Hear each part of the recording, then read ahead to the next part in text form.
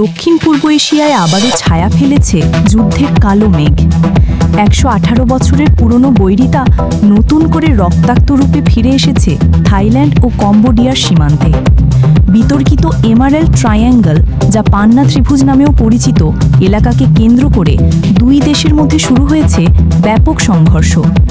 পাল্টাপাল্টি বিমান হামলা, রকেট নিক্ষেপ এবং মরণ ফাঁদে পরিণত হয়েছে এই অঞ্চল, যেখানে প্রতিদিন ঝরছে নিরীহ মানুষের রক্ত।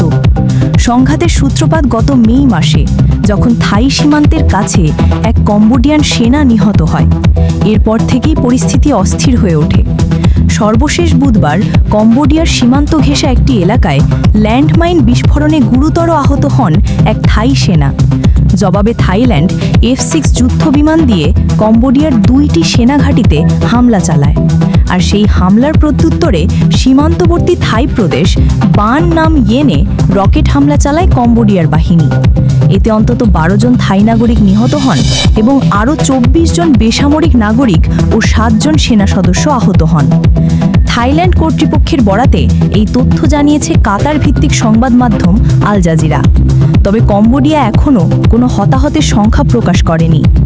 এই সংঘাতের মূল কারণ সেই পুরনো সীমান্ত বিরোধ, যার শিকড় 2008 সালে মোয়ানথম নামের 11 শতকে নির্মিত এক প্রাচীন মন্দিরকে ঘিরে। দীর্ঘ 15 বছর যুদ্ধবিরতির ফলে অঞ্চলটিতে শান্তি বজায় থাকলেও একটিমাত্র প্রাণহানি ফের উস্কে দিয়েছে আগুন। আর এবার সেই আগুন ছড়িয়ে পড়ছে দুদেশের কূটনীতি ও অর্থনীতিতেও।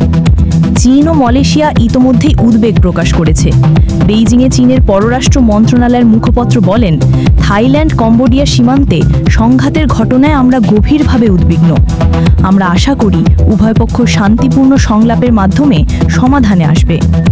মালয়েশিয়ার প্রধানমন্ত্রী আনোয়ার ইব্রাহিম জানান, আসিয়ান এ বিষয়ে ইতোমধ্যেই মধ্যস্থতাকারী ভূমিকা পালনের চেষ্টা করছে।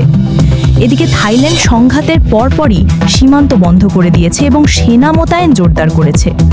জবাবে কম্বোডিয়া থাইল্যান্ডের সঙ্গে কূটনৈতিক সম্পর্ক নিম্ন স্তরে নামিয়ে এনেছে। বন্ধ করে দিয়েছে ফল, শাকসবজি ও নিত্য প্রয়োজনীয় পণ্যের আমদানি। এমনকি বিদ্যুৎ ও ইন্টারনেট সংযোগ বিচ্ছিন্ন করার ঘোষণাও দিয়েছে দেশটি। এই সংঘাত শুধু দুটি দেশের মধ্যকার দ্বন্দ্ব নয়, এটি গোটা দক্ষিণ পূর্ব এশিয়ার স্থিতিশীলতা ও শান্তির জন্য এক গুরুতর হুমকি। আন্তর্জাতিক মহলের উদ্বেগ ক্রমেই বাড়ছে, তবে এখনও শান্তির কোনো আলো দেখা যাচ্ছে না। সুমাইয়া জান্নাত, GM টেলিভিশন।